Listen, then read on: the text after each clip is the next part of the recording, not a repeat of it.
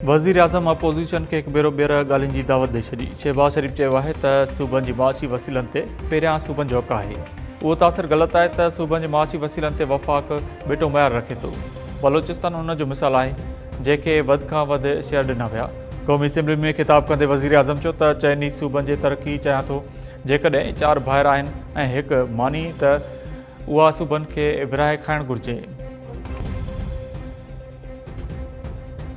अमरीका सां जंग जे ख़ात्मे बाबति ईंदड़ हिकु या 2 ॾींहनि अंदरि मुआदो थी सघे थो। ईरानी परॾेही वज़ीर अब्बास इराक़ची तस्दीक़ कंदे चयो आहे त असां पहिरियां मुआदे जे एतिरो वेझो कॾहिं बि न पहुता हुआसीं। मुफ़ाहिमती यादाश्त 1.5 खां 2 सुफ़्हनि ते ॿधलु आहे। 2 महीननि खां वधीक अरसे ताईं ॻाल्हियूं थींदियूं रहियूं ऐं हर छिक ऐं जुमिले जो बार बार जाइज़ो वरितो वियो। हरमोज़ लंघ ते ईरान ऐं ओमान जी ख़ुदमुख़्तियारी आहे ऐं हिन वक़्त ताईं उहे ख़िदमतूं मुफ़्त फ़राहम करे रहिया हुआसीं। पर हाणे ईरान जो हतमी फ़ैसिलो आहे त मुस्तक़बिल में हरमोज़ लंघ जे इंतिज़ाम जो तरीक़ेकार माज़ी खां मुख़्तलिफ़ हूंदो। मीडिया अहिड़नि अफ़वाहनि खां पासो करे जंहिंसां माहौल ख़राबु ऐं मौक़ियो मुतासिर थी सघे थो। मुफ़ाहिमती यादाश्तनामे ते अञा सयूं न थियूं आहिनि। एटमी मामले खे मुलतवी कयो वियो आहे। हिन मरहले ते अमरीका जा एटमी मुतालबा क़बूल न आहिनि। मुआदे जा 14 नुक़्ता हूंदा। जॾहिं तइ थी वेंदो त अवाम खे हिकु हिकु तफ़सील खां आगाह कयो वेंदो। अमरीका ऐं ईरान विच में अमन मुआदे जो मतन तइ थी चुको आहे। हाणे ईंदड़ मरहले ते कमु थी रहियो आहे। वज़ीर आज़म शहबाज़ शरीफ़ जी तस्दीक़। शहबाज़ शरीफ़ चयो आहे त पाकिस्तान जे तरफ़ां जारी टियाकड़ी कोशिशुनि दौरान मुसलसल ग़लति मालूमात जी मुहिम साम्हूं अची रही आहे जेका अमन अमल खे मुतासिर करण जी कोशिशि आहे। पाकिस्तान धुरनि सां वेझे सहकार जे ईंदड़ क़दमनि खे हतमी शक्ल ते कमु करे रहियूं आहिनि। अमन एतिरो वेझो पहिरियां कॾहिं बि न हो जेतिरो हिन वक़्तु आहे। अमरीका ऐं ईरान विच में जल्द मुआदे जा इम्कान। आलमी मार्केट में तेल जूं क़ीमतूं 4 महीननि जी घटितरीन सतह ते पहुची वई। ब्रेंट क्रूड ऑयल जी क़ीमत $87.33 फ़ी बैरल ताईं पहुची वई।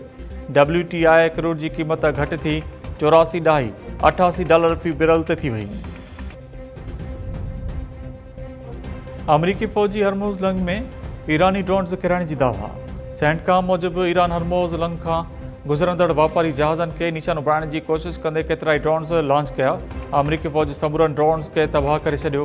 हरमोज़ लंघ खां जहाज़नि जी अचु वञु बिना रुकावट जारी आहे।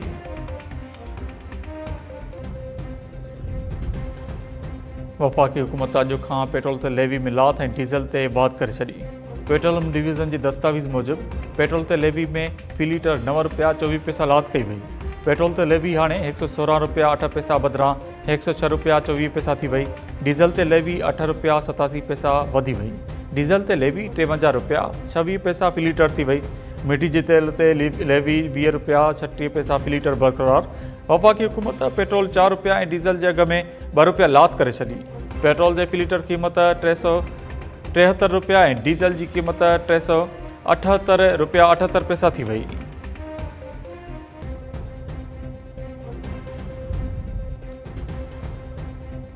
जजिस जे सियासी, समाजी ऐं सक़ाफ़ती तक़रीबुनि में शिरकत ते पाबंदी ख़तमु। सुप्रीम जुडिशल काउंसिल पारां तरमीमूं मंज़ूर। सुप्रीम जुडिशल काउंसिल जी पधिराई मूजिबि जजिस जे ज़ाब्ता इख़्लाक़ में वफ़ाक़ी आईनी अदालत जो नालो बि शामिल आहे। हाणे ज़ाब्ता इख़्लाक़ वफ़ाक़ी आईनी अदालत, सुप्रीम कोर्ट ऐं हाई कोर्ट जे जजिस ते लागू थींदी। ज़ाब्ता इख़्लाक़ जी शिक 12 में तरमीम तहत जजिस जी समाजी ऐं सक़ाफ़ती तक़रीबुनि में शिरकत ते पाबंदी ख़तमु कई वई। शिक 12 तहत जजिस खे सियासी ऐं सफ़ारती तक़रीबुनि में शिरकत लाइ बाग़ियल चीफ जस्टिस खां इजाज़त वठणी पवंदी। हाई कोर्ट जे जजिस ख़िलाफ़ शिकायत या रिपोर्ट करण जे इतलाह जो दाइरो वधायो वियो। जज ख़िलाफ़ शिकायत या रिपोर्ट ते हाई कोर्ट जो चीफ जस्टिस 2 ॾींहंनि अंदरि 3 जजिस ते ॿधल कमेटी जोड़ींदो। जजिस कमेटी 2 हफ़्तनि अंदरि फ़ैसिलो करण जी पाबंद हूंदी। नाकामी ते मामिलो सुप्रीम कोर्ट या वफ़ाक़ी आईनी अदालत वेंदो। सरकारी मुलाज़िमनि जी पघार ऐं पेंशन में 7% वाध जो ऐलान। घटि में घटि माहवार पघार में 10% वाध जी सिफ़ारिश। पघारदार तबिके ते लागू 9% सरचार्ज ख़तमु करण जी तजवीज़। माली साल 2026-27 जे 18,171 अरब रुपयनि खां वधीक मालियत वारी वफ़ाक़ी बजट क़ौमी असेंबली में पेश।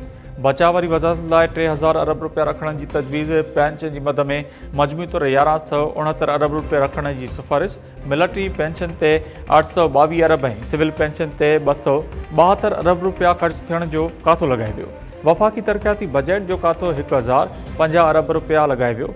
कर्ज़नि जो व्याज ॾियण लाइ 8,054 अरब ऐं सब्सिडी जी मद में 1091 अरब रुपया रखण जी तजवीज़। बजट में सिविल हुकूमत के खर्चन जो काथो 1071 अरब रुपया लगाए वियो। क़ौमी असम्बली में बजट तकरीर दौरान नाणे के वफ़ाक़ी वज़ीर मोहम्मद औरंगज़ेब चयो त जून 2023 में मालियाती खसारो GDP जो 7.8% हो। मालियाती खसारो मौजूदा माली साल की पुजाणी ताईं 4% थी वेंदो।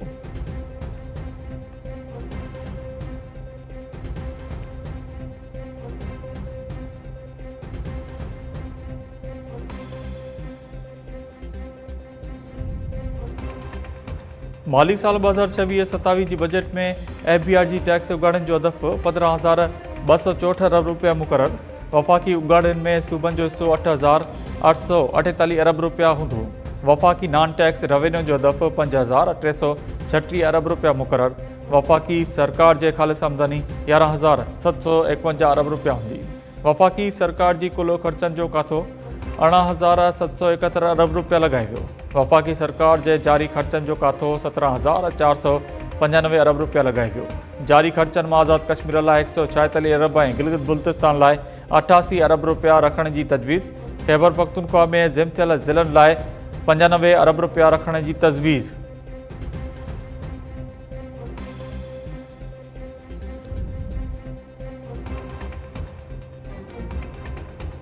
नए माली साल की बजट में वफ़ाक़ी तरक्याती प्रोग्राम लाइ 3,675 अरब रुपया रखण की तजवीज़।